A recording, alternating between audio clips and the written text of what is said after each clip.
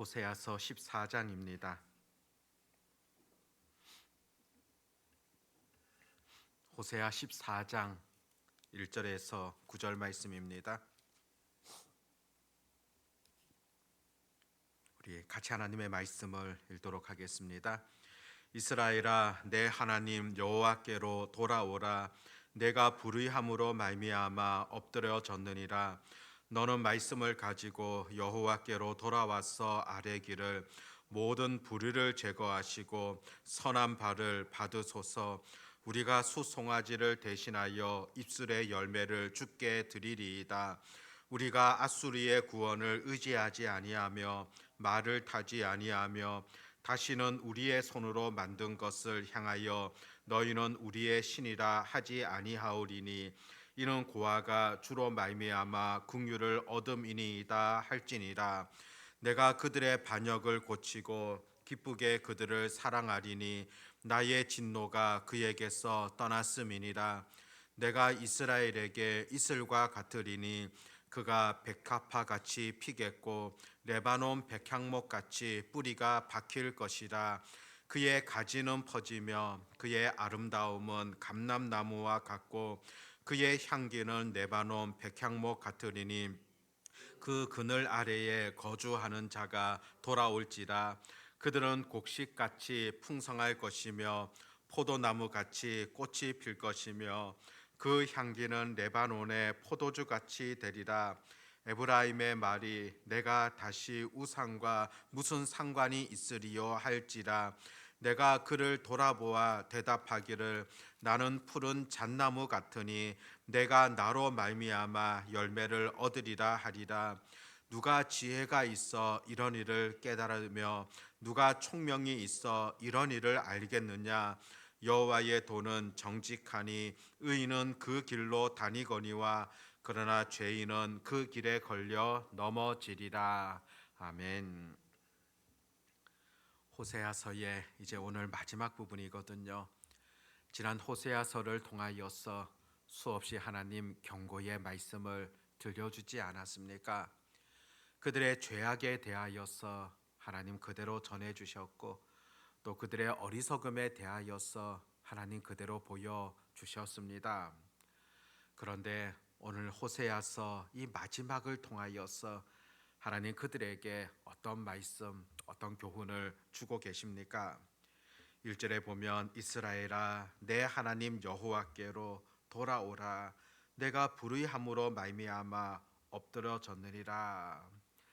하나님께서는 그 백성들을 향하여서 이제는 돌아와야 된다, 돌아오라, 그런 음성을 들려주십니다.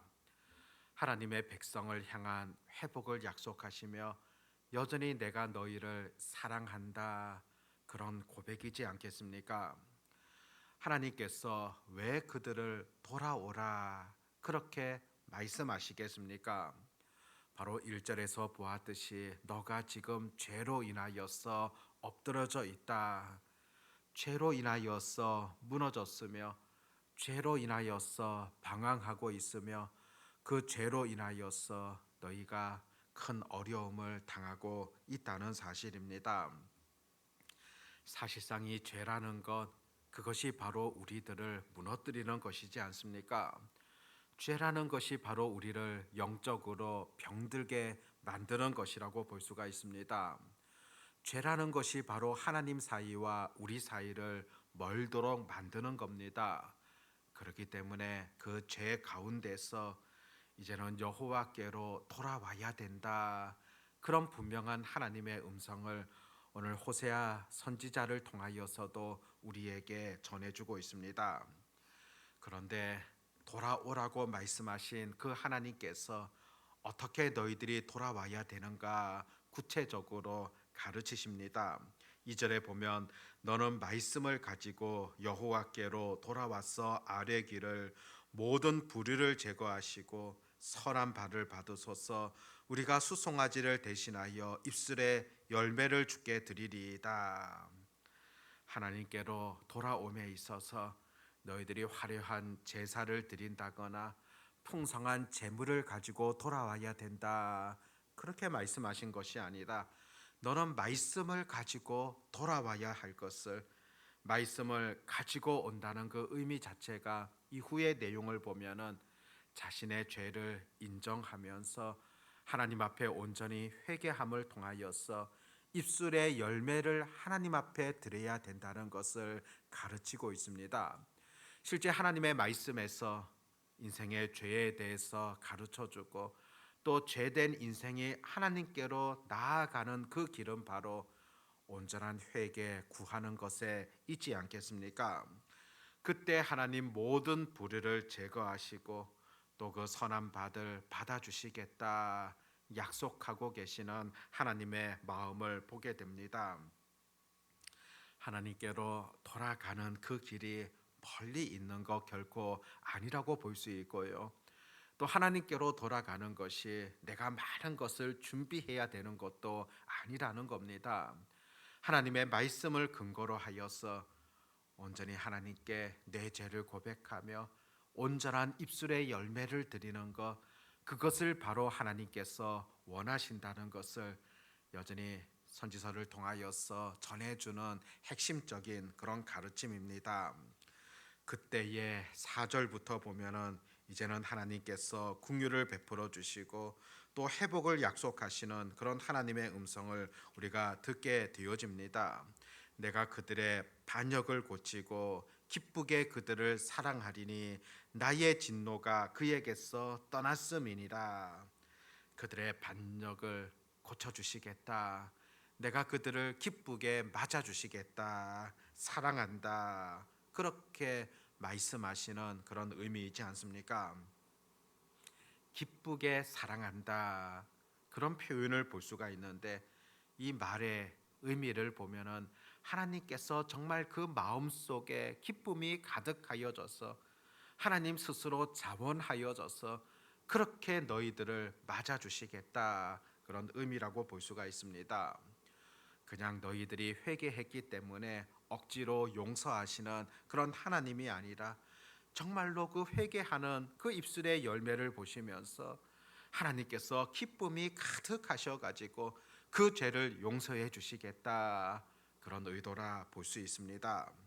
그뿐이 아니라 하나님의 그 사랑이 어떠한가를 구체적으로 묘사하는데 5절에 보면 내가 이스라엘에게 이슬과 같으리니 그가 백합화 같이 피겠고 레바논 백향목 같이 뿌리가 박힐 것이라. 내가 이스라엘에게서 이슬과 같다. 바로 하나님의 사랑이 메마른 영혼에 내리는 그 단비 이슬과 같다는 것입니다. 실제 성경을 보면은 이 이슬이라는 단어가 하나님께서 주시는 은혜의 그런 의미로 사용되어지는 그런 경우들을 종종 보게 됩니다. 시편 133편에도 보면은 형제가 연합하여 동거함이 참 아름답도다 선포하시는 하나님의 음성을 듣게 되어지는데 형제들이 함께하며 같이 교제하며 공동체를 이루게 되어지는 그 모습을 하나님께서 아주 기뻐하시는 그런 내용입니다. 그런데 그 공동체 가운데 하나님 은혜를 주시는데 시편 133편 3절에 보면은 헐몬의 이슬이 시온의 산들에 내린 같도다. 그렇게 표현합니다. 바로 이슬이 산에 내리는 것과 같이 바로 그 하나님께서 주시는 은혜가 너희에게 임한다는 그런 의미를 갖고 있습니다. 바로 이슬과 같이 은혜를 베푸시는 하나님, 바로 하나님께로 돌아오는 백성들 가운데 회개하는 자들 가운데 이와 같은 이슬과 같은 그런 놀라운 은총을 허락하시는 하나님의 그 마음을 들여다보게 됩니다. 그 결과 5절에 보니까 백합화 같이 핀다. 레바논 백향목 같이 뿌리가 박히게 된다. 또 6절에서는 그 가지가 널리 퍼지게 되어지고 그 아름다움은 감람나무와 같고 그 향기는 레바논 백향목과 같다. 아주 모든 아름다움을 묘사하고 있는 그런 표현들을 그대로 다 드러내고 있습니다. 이렇듯 하나님께로 나아오는 자, 회개하는 자, 그들이 바로 이와 같이 아름답다는 것을 지금 묘사하고 있는 그런 하나님의 마음이지 않습니까? 백합화라는 것, 하얀 꽃으로서 아름다움과 더불어서 정결함과 순수함을 상징하고 있는 그런 꽃입니다. 하나님께로 나아오는 그 백성들, 돌아오는 백성들, 백합화와 같이 그렇게 아름다운 존재다. 그렇게 전해줍니다. 레바논 백향목 같은 경우에는 썩지 않고 또 나무결이 단단하다 보니까 건축에 아주 잘 활용되어집니다. 솔로몬이 성전 건축을 할 때도 이 레바논 백향목을 사용했습니다. 또 뿌리가 길게 뻗어져 있어서 흔들리지 않는다는 그런 의미도 있으며 또 그 백향목에서 나는 그 향기가 아주 좋습니다. 그렇듯이 바로 하나님께로 나아오는 자, 죄를 고백하며 회개하는 그들, 백합화의 아름다움과 같으며 레바논 백향목의 그 순수함, 멋진 소중함, 아름다운 향기, 그것에 지금 비유적으로 표현하고 있다는 것입니다. 하나님께로 돌아오는 자 얼마나 소중하며 얼마나 아름다운가 지금 잘 보여주고 있지 않습니까? 6절에 보니까 그의 향기가 레바논 백향목과 같다. 향기라는 것, 이것은 또 다른 사람들에게 미치게 되어지는 그런 영향이지 않겠습니까? 신약 성경에도 보면은 너희는 그리스도의 향기라 그런 표현을 볼 수 있는데 바로 우리들을 통하여서 그리스도인들을 통하여서 바로 예수 그리스도의 좋은 향기가 남을 통하여 또 믿지 않는 영혼들 주변 사람들에게 선한 영향을 끼치게 되어지는 그런 의미이지 않습니까? 오늘 본문 속에서도 바로 하나님께로 돌아가는 자, 그가 바로 이와 같은 향기를 내게 될 것임을 전해주고 있으며 또 신약 성경에서도 예수님을 믿는 자들이 온전히 그리스도의 향기가 되어진다는 것을 가르쳐주고 있습니다. 8절부터는 마지막 고백인데 8절에 보니까 에브라임의 말이 내가 다시 우상과 무슨 상관이 있으리요. 내가 이제는 우상을 섬기지 않겠다는 겁니다. 앞으로는 내가 우상과 전혀 상관이 없다는 그런 의미이지 않겠습니까? 그럴 때 하나님께서는 나는 푸른 잣나무 같으니 내가 나로 말미암아 열매를 얻으리라. 푸른 잣나무다. 늘 변함없이 그 자리에서 늘 지켜봐 주시는 하나님의 사랑을 의미하고 있습니다. 우상에게로 돌아가지 아니하겠다. 그렇게 고백하는 백성들을 향하여서 하나님께서 기뻐하시며 그들이 더욱더 믿음으로 나아갈 것을 또 나로 말미암아 너희가 앞으로 많은 열매를 맺게 될 것임을 그렇게 가르치시는 하나님의 말씀입니다. 9절에서는 최종적인 결론의 말씀인데 누가 지혜가 있어 이런 일을 깨달으며 누가 총명이 있어 이런 일을 알겠느냐. 여호와의 도는 정직하니 의인은 그 길로 다니거니와 그러나 죄인은 그 길에 걸려 넘어지리라. 누가 이것을 깨달을 수 있겠느냐는 것입니다. 무엇을 통하여서 우리가 이 지혜를 얻을 수 있겠느냐는 것입니다. 바로 마지막에 보여주듯이 여호와의 도는 정직하니 의인은 그 길로 다니거니와 죄인은 그 길에 걸려 넘어지느니라. 여호와의 도가 정직하다. 하나님의 그 말씀이 정직하다는 것이며 하나님의 그 말씀이 바로 우리가 나아갈 그 길에 대하여서 가르쳐 주고 있다는 사실입니다. 말씀이 가르쳐 준 그 길을 쫓아가는 사람들에게는 생명의 길이 되어지지만은 오히려 그 길을 깨닫지 못하는 자들은 넘어짐의 길이 될 것이다. 그렇게 전해 주시는 가르침입니다. 하나님의 사람, 지혜로운 사람, 바로 하나님의 말씀이 보여주는 그 길로 걸어가야 될 것을 마지막으로 가르치시는 그런 호세아서의 교훈이라고 볼 수가 있습니다. 엉뚱한 방향으로 나아가는 백성들, 죄악 가운데 빠져 있는 그 백성들, 마지막으로 하나님께로 돌아와야 된다. 그리고 참 지혜는 하나님께서 가르쳐 주셨던 그 정직의 길, 그 말씀의 길로 쫓아가는 것이 인생이 걸어가야 될 가장 합당한 길이라는 것을 분명하게 제시하고 있습니다. 오늘 우리들에게도 마찬가지지 않습니까? 우리도 먼저는 돌아오라. 죄악된 가운데 있으면은 하나님께로 돌아와야 됩니다. 그때 베풀어 주시는 이슬 같은 은혜들, 또 백합화와 같은 백향목과 같은 그런 놀라운 은총들을 하나님 베풀어 주신다는 것입니다. 그리고 우리가 영원히 나아가야 될 길, 생명의 길, 바로 말씀을 쫓아 나아가는 그 길을 선택할 것을 우리에게 요구하고 있지 않습니까? 오늘도 우리가 인생을 살아가시면서 내가 걸어가야 될 길, 내가 거해야 될 길, 그것이 어떤 것인가를 분명히 깨달을 수 있기를 바라고, 오늘 본문의 말씀과 같이 여호와의 도가 정직하다, 그 하나님의 말씀이 보여주는 그것이 가장 최상이라는 것을 잊지 아니하며, 오늘도 우리가 그 길을 쫓아갈 수 있는 그런 지혜와 은혜가 온전히 우리에게 있어지기를 바랍니다. 기도하겠습니다. 하나님 아버지, 호세아서를 통하여서 우리에게 주셨던 그런 말씀들을 다시금 돌아보게 되어집니다.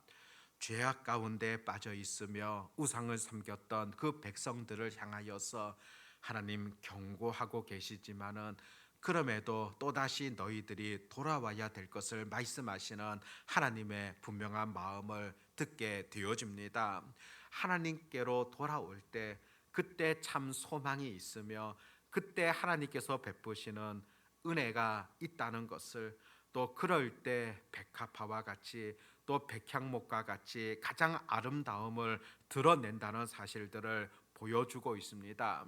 아버지 하나님, 우리도 인생길을 살아가면서 가장 소중한 것, 그것이 바로 하나님과 교제하며 하나님께로 돌아오는 것, 이것임을 놓치지 아니하도록 도와주시옵고, 혹 우리 인생의 연약함을 통하여서 죄악 가운데 또 하나님께서 기뻐하지 아니하시는 그런 일들 가운데 있다면은 돌아오라는 하나님의 음성 앞에 순종할 수 있도록 도와주시옵고, 하나님과 더불어서 친밀한 교제를 나눌 수 있는 그런 선택, 결단이 있게 해주시기를 간절히 소망합니다. 아버지 하나님, 여호와의 도가 정직하다고, 의인이 그 길을 쫓게 되어진다고 교훈하고 있습니다.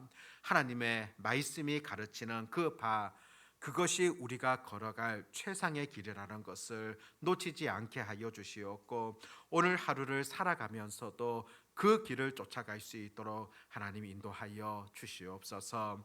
오늘도 하나님 앞에 부르짖는 자들 가운데 은혜를 베풀어 주시옵고, 전능하신 하나님의 손길 안에서 믿음으로 굳건히 살아갈 수 있도록 하나님께서 도와주시옵소서. 10월도 이제 마지막 날이며 2025년도도 이제 두 달밖에 남지 않았습니다. 연초에 계획했던 바 또 잘 돌아보게 하여 주시옵고, 또 아름답게 마무리를 해 나가게 하여 주시옵시고, 또 영적인 부분에 있어서도 우리가 열매를 맺어야 될 것이 어떤 것인가들 또 살피게 하여 주시기를 간절히 소망합니다.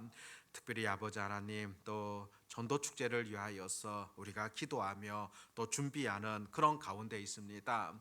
영혼을 하나님께로 데려오는 것, 영혼을 온전히 하나님 앞에 드리게 되어지는 것, 이것이야말로 우리가 해야 될 소중한 사명이라는 사실을 잊지 않게 하여 주시옵시고, 또 내가 하나님 앞에 다짐하였던 영적인 추수의 이와 같은 사명들도 우리가 잘 감당하도록 하나님 은혜를 더하여 주시옵시고, 또 무엇보다 생명을 구원하는 이 일, 내 힘으로 할 수 없음을 다시금 주님 앞에 고백합니다. 아버지 하나님, 영혼들의 마음들을 친히 하나님께서 움직여 주시옵시고, 온전히 그들 영혼들도 하나님께로 이끌어 가기에 부족함이 없도록 여러 환경들도 친히 하나님께서 만들어 주시기를 간절히 소망합니다.